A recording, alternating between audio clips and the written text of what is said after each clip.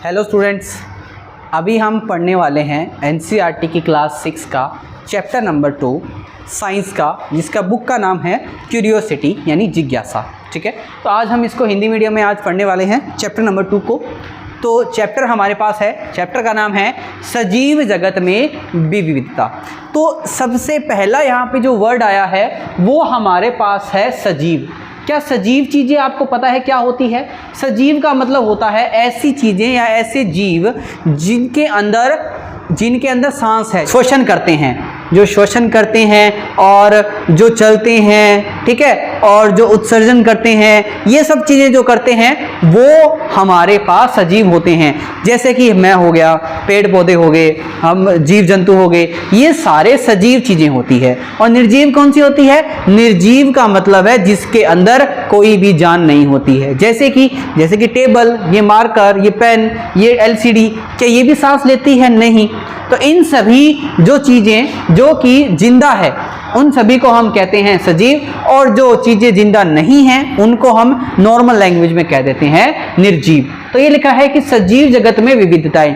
विविधता का मतलब होता है बेटा, हमारे यहाँ पर जो हम पढ़ने वाले हैं कि हमारे आसपास बहुत सारे ऐसे जीव हैं जिनका हमें इस चैप्टर के अंदर अवलोकन करना है कि कौन कौन से जीव होते हैं, किस प्रकार ये होते हैं, कैसे कैसे होते हैं, कहाँ कहाँ पाए जाते हैं। तो इन सभी के बारे में हम डिटेल से स्टडी करने वाले हैं। ठीक है, तो आगे चलो इसको पढ़ते हैं, आराम से पूरा डिटेल में इसको जानते हैं। तो लिखा हुआ है जैसे इसके अंदर कि जो हमारे पास पैरा लिखा गया है उसी को हमने ये परिभाषित कर रखा है। लिखा है कि बड़े वृक्ष दूसरे वृक्षों को छाया देते हैं परंतु स्वयं कड़ी धूप में खड़े रहते हैं। उनके फल भी दूसरों के लिए होते हैं और वह अपने लिए नहीं होते हैं। उसी प्रकार अच्छे मनुष्य भी स्वयं कठिनाई को सहकर दूसरों का कल्याण करते हैं और उन्होंने जो कुछ भी अर्जित किया है वो दूसरे को ही दे देते हैं। तो ये जो लिखा हुआ है ये हमें जो है कुछ नॉलेज के बारे में बता रखा है कि हमें क्या करना चाहिए। एक बड़े वृक्ष की तरह बनना चाहिए जो कि दूसरे को, हमें अपने की तरफ नहीं सोचना चाहिए, हमें दूसरों की तरफ सोचना चाहिए। ठीक है, कि हमारे लिए हम कुछ भी अपना काम कर रहे हैं उससे दूसरे को क्या कुछ फायदा हो रहा है, क्या हम इसमें देश की भलाई कर सकते हैं, क्या हम अपने माँ बाप की है या अपने बड़े बुजुर्ग है या अपने दोस्तों की है, क्या हम उनकी हेल्प कर सकते हैं, उनकी भलाई कर सकते हैं क्या? तो इसके लिए हमसे ये बात की गई है। तो चलो थोड़ा आगे बढ़ते हैं चैप्टर में। यहाँ पर देखिए, यहाँ पर आपको एक डायग्राम दिखा रखा है और इस डायग्राम के बारे में आगे एक्सप्लेनेशन दे रखी है। ये कह रहा है कल की सुखद वर्षा के बाद आज यह एक सुहावनी सुबह है। यानी कि एक दिन पहले यहाँ पर कहीं बारिश हुई थी, तो वहाँ उसके बाद कुछ बच्चे हैं, कुछ टीचर्स हैं, आपको दिखाई दे रहा है बाहर कहीं घूमने आए हैं। और आपको पता है बारिश के तुरंत बाद मौसम बहुत अच्छा हो जाता है, सुहावना हो जाता है। तो लिखा है कि विज्ञान की एक शिक्षिका है जिसने सुलेखा ने विद्यालय में प्रकृति की सैर, यानी कि वो नेचर वॉक के लिए गए हैं, बाहर कहीं घूमने के लिए गए हैं, जैसे पार्क वगैरह हमारे आसपास होते हैं वहां घूमने के लिए गए हैं। तो उसको सुगम बनाने के लिए डॉक्टर रघु भी इनके साथ है और मनीराम चाचा भी है और ये सारे यहाँ पर घूमने के लिए आ रखे हैं। ठीक है, तो डॉक्टर रघुनाथ जो रघु पास की अनुसंधान का मतलब है जो वहाँ की रिसर्च जो लैब है वहाँ पर एक वैज्ञानिक है, और मनीराम जो चाचा है वो विद्यालय के पास में रहने वाले एक मतलब बुजुर्ग है जो जैसे ये दिखाई दे रहे हैं आपको, मनीराम चाचा यहाँ पे दिखाई दे रहे हैं, यहाँ पर मैडम दिखाई दे रही है, यहाँ पर डॉक्टर साहब हमारे यहाँ पर दिखाई दे रहे हैं। ठीक है, और ये बच्चे जो है यहाँ पर बाहर घूमने के लिए आए हैं, मौसम अच्छा है यहाँ पर। तो चलो क्या बात है, ये लिखा है कि मनीराम चाचा पक्षियों की ध्वनि की नकल करने में एक विशेषज्ञ है, यानी कि वो जो पक्षियों की नकल करने में बहुत ज्यादा एक्सपर्ट हैं, वो अलग अलग पक्षियों की नकल कर सकते हैं। तो लिखा है कि यह विभिन्न प्रकार के पौधों और जंतुओं की पहचान करने में भी निपुण है, यानी कि उनको काफी अच्छी नॉलेज है उनको इनके बारे में। ठीक है, किसी भी जो जीव जंतु है, पेड़ पौधे हैं, उनको इन मनीराम चाचा को बहुत ज्यादा नॉलेज है। तो आगे क्या लिखा है, विद्यार्थियों को प्रकृति की सैर पर ले जाने से पहले डॉक्टर रघु ने उन्हें बताया कि इस सैर का उद्देश्य प्रकृति में पौधों और जंतुओं की सुंदरता और विविधता का अनुभव करना है। यानी कि हमारे आसपास कितनी सुंदर सुंदर चीजें हैं, देखो कितने अच्छे अच्छे पक्षी है, जानवर है, पेड़ पौधे हैं, तो हमें उनकी पहचान करनी है। तो उसके लिए हमें दिखाने के लिए यहाँ पर आए हुए हैं। तो विद्यार्थी उनके साथ प्रकृति की सैर करने के लिए उत्साहित हैं और वे उनसे बातचीत करने और सीखने के लिए भी उत्सुक हैं यहाँ पर, है ना, कि चलो बाहर जाएंगे तो देखेंगे कि किस तरीके से चीजें जो है हमारे पास, यानी कि किस तरीके के पेड़ पौधे हैं, किस तरीके से पक्षी हैं, कितने सुंदर है, अच्छे तरीके से यहाँ पर एक्सप्लेन करने के लिए हमारे पास मनीराम चाचा जी हैं। तो शिक्षिका ने सभी विद्यार्थियों को परामर्श दिया, यानी कि उनको सुझाव दिया कि वे अपने नोटबुक साथ में लेकर जाएं, पेन और पानी की बोतल भी साथ में लेकर चलें, ठीक है। और जैसे जैसे वे चलते हैं वे अपने आसपास के पौधों और जंतुओं की खोजबीन करना शुरू कर देते हैं। तो डॉक्टर रघु विद्यार्थियों को उद्यान पार्क में गंध की विविधता को महसूस करने के लिए कहते हैं और इस बात पर भी वो बल देते हैं कि हम सभी जीवित प्राणियों का सम्मान करें और उनसे छेड़छाड़ न करते हुए उनका अवलोकन भी करें। यानी कि जितने भी ये पेड़ पौधे हैं, जो पक्षी यहाँ पर जानवर है, आपने बस उनको देखना है, उनको छेड़ना नहीं है, उनको परेशान नहीं करना है, बस उनका आपने अवलोकन करना है और नोटबुक के अंदर नोट करना है, ठीक है।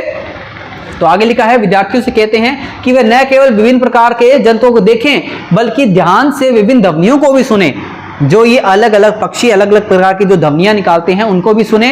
विद्यार्थी विभिन्न प्रकार के पौधे को देखते हैं जिनमें घास होती है, कुछ झाड़ियां भी होती है, बड़े वृक्ष हैं, ये सब यहाँ पर उन्हें देखने को मिलेंगे। और ये वृक्षों की शाखाओं पर भी बैठे विभिन्न प्रकार के पक्षियों और एक फूल से दूसरे फूल पर मंडराती हुई तितलियों और एक वृक्ष से दूसरे वृक्ष तक कूदते बंदरों का भी अवलोकन वो सब कर रहे हैं। यानी कि जो बाहर इतना जो आपको घूमने के लिए लेके गए हैं वो वहां पर आपको सारी चीजें दिखा रही हैं। तो चले आगे क्या देखा है, तो वो कह रहे हैं कि इन अवलोकनों को अपनी नोटबुक में नोट करना है और इस रघु और मनीराम चाचा की उनके बारे में चर्चा करनी है, ठीक है। तो आगे चलते हैं। तो आगे लिखा हुआ है, विद्यार्थी विभिन्न पक्षियों का जो है वो जो है कलरव यानी कि जो चहचहाट है वो यहाँ पे सुन रहे हैं और डॉक्टर रघु ये बता रहे हैं कि प्रत्येक पक्षी की अपनी एक अलग चहचहाट होती है। जैसा आपको पता है कोयल अलग तरीके से जो यहाँ पर बोलती है, कौवा अलग तरीके से बोलता है। क्या कौवा और कोयल एक जैसे ही नहीं है, दोनों अलग अलग हैं, ठीक है। तो इस तरीके से हमारे पास ये चीज़ें चल रही है। तो लिखा है आगे, डॉक्टर रघु जो मनीराम चाचा है उनसे कुछ पक्षियों की ध्वनि की नकल करने का वो कहते हैं कि मनीराम चाचा जी आप एक काम कीजिए, कुछ अच्छे पक्षियों की कुछ आप ध्वनि निकालिए, ठीक है। तो उन्होंने डॉक्टर जो रघु उन्होंने बताया है, कुछ बोला है उनको। तो मनीराम चाचा विभिन्न पक्षियों की ध्वनि नकल करते हैं, उन्हें देखकर विद्यार्थी भी उनकी नकल करना शुरू कर देते हैं, ठीक है। तो क्या आपने कभी आसपास के विद्यमान सभी प्रकार के पौधों और जंतुओं का अवलोकन किया है? ये यहाँ पर हमारा क्वेश्चन नंबर फर्स्ट यहाँ पर दिखाई दे रहा है। तो आपको यहाँ पर टेंशन लेने की कोई जरूरत नहीं है। हम जितने भी क्वेश्चन यहाँ पे बन रहे हैं, जैसे ये पहला क्वेश्चन हमारे पास इस क्वेश्चन में बन रहा है, विभिन्न प्रकार के पौधों जंतुओं का अवलोकन किया है, तो इस तरीके से हम इसके को आंसर भी करेंगे, ठीक है, लेकिन आगे डिटेल में करेंगे। लेकिन अभी हम इसको एक बार रीड कर रहे हैं। तो लिखा है, अपने अवलोकनों को अपने मित्रों और शिक्षकों के साथ साझा करना है और उन पर चर्चा करनी है। पहला क्वेश्चन तो ये है हमारा, ठीक है। तो यहाँ पर कुछ क्रियाकलाप भी है और यहाँ पर क्रियाकलाप में हमें कुछ बता रखा है। तो चलो इसको क्रियाकलाप को एक बार पढ़ लेते हैं। लिखा है कि अपने शिक्षक के साथ मिलकर विद्यालय के उद्यान, यानी कि जो भी आपके आसपास कोई गार्डन है, कोई भी बगीचा है, वहाँ जाएंगे और आसपास के उपवन में प्रकृति की सैर का कार्यक्रम भी यहाँ पर बनाएंगे और आपसे वहाँ पर जाके ऑब्जर्व करना है, अवलोकन करना है कि किस तरीके से अलग अलग पक्षी और पेड़ पौधे जो है वहाँ पर उपस्थित हैं। यानी कि हम सजीव चीज़ों की, जो भी सजीव है उनकी हमें पहचान करनी है। तो प्रकृति की सैर करते समय हम विभिन्न पौधे, पक्षियों और अन्य जंतुओं का भी अवलोकन करेंगे और साथ ही मौसम की स्थिति, जैसे गर्म है, ठंडा है, तेज हवाएं चल रही है, किस प्रकार से है, तो ये सब चीज़ें भी हम यहाँ पर देखेंगे।